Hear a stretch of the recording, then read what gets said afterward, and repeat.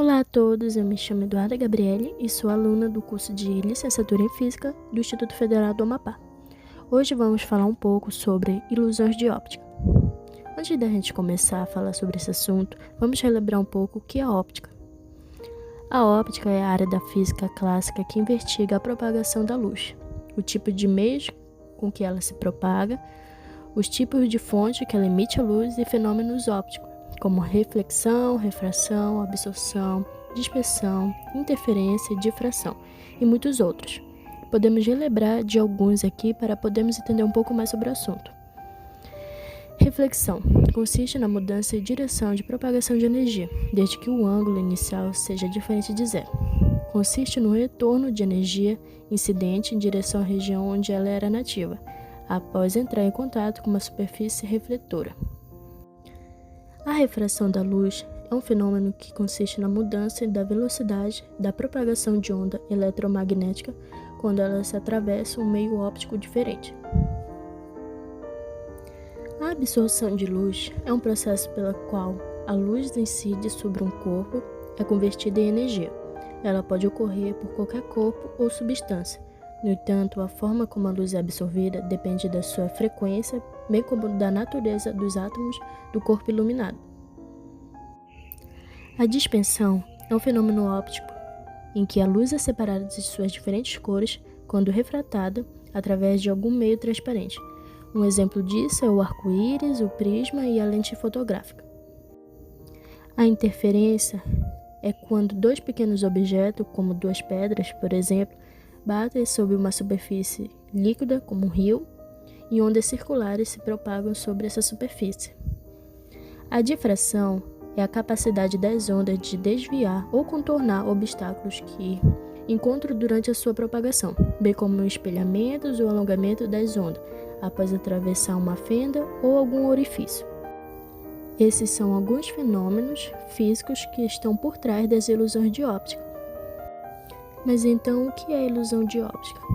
É uma ilusão visual gerada naturalmente ou criada por artista com o intuito de nos confundir.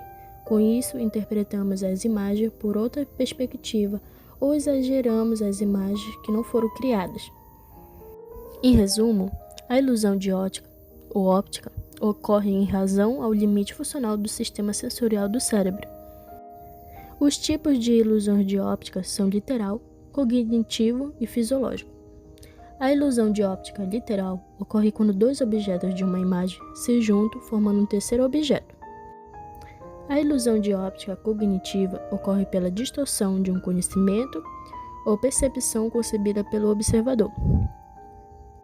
E ela pode ser ficcionada, ambígua, paradoxal ou geométrica ótica. A ilusão de ótica fisiológica ocorre quando temos estímulos através de movimento, de luz, de brilho, de cor que atrapalha o sistema visual. Nas ilusões de óptica, temos os elementos perspectivas que, no primeiro olhar, os elementos inesperados surgem ao observarmos atentamente uma imagem, como no exemplo a seguir, em que inicialmente percebemos linhas tortas, mas quando observamos atentamente, vemos que na verdade são linhas retas. Como ocorre a ilusão de óptica? As imagens que são exageradas se origem quando a luz se ilumina e depois se reflete em nossos olhos, atingindo a nossa retina, parte de trás do globo ocular, que é sensível à luz. A retina é composta por células bastonetes e cone, capaz de transformar a luz concebida em impulsos nervosos que serão interpretados pelo cérebro de forma mais simples ou coerente possível, dentro das suas limitações. Podemos agora seguir com alguns exemplos de ilusões de ópticas.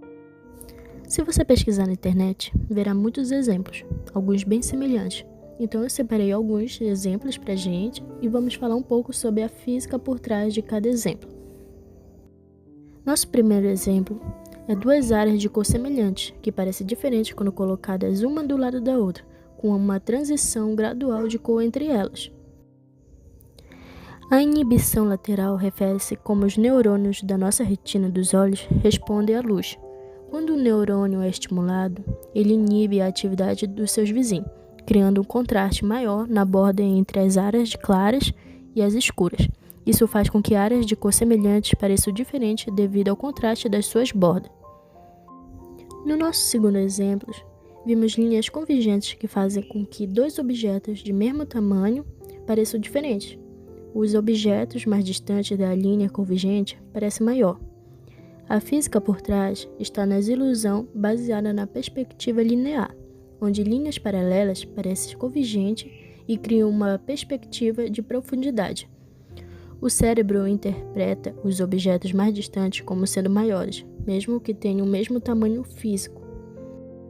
Nesse exemplo, um círculo central parece maior ou menor dependendo do tamanho dos círculos que o cercam.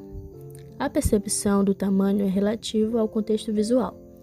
O cérebro usa objetos ao redor para julgar o tamanho de um objeto central. Quando os círculos grandes cercam o círculo central, o cérebro percebe como menor, ou vice-versa. Nesse exemplo, um ponto central parece girar quando olhamos fixamente para ele. Essa ilusão explora a interpretação entre a visão central e periférica. O movimento aparente é causado pela diferença na velocidade com que os neurônios procedem à informação visual nas áreas centrais e periféricas da retina. Nesse outro exemplo, o cérebro percebe formas, como no caso é o triângulo, que não estão realmente presentes na imagem. O cérebro tende a completar formas incompletas. Isso é um conhecimento do princípio de fechamento, na psicologia, onde o cérebro cria contornos que não existem fisicamente. Nesse exemplo, duas figuras do mesmo tamanho parecem diferentes, devido à forma como elas são apresentadas. A comparação visual é influenciada pela forma e o posicionamento desses objetos. O cérebro usa pistas contextuais para julgar o tamanho, mesmo que os objetos sejam idênticos. E nesse exemplo, barras pretas em movimentos fazem com que barras brancas pareçam estar se movimentando, mas na verdade elas estão estáticas. A percepção de movimento é gerada pela interação entre os bastonetes e os cones da retina, que detectam o contraste do movimento. Padrões de contraste alto podem criar ilusões de movimento. Esses são apenas alguns exemplos. Espero que tenham gostado do vídeo e até a próxima!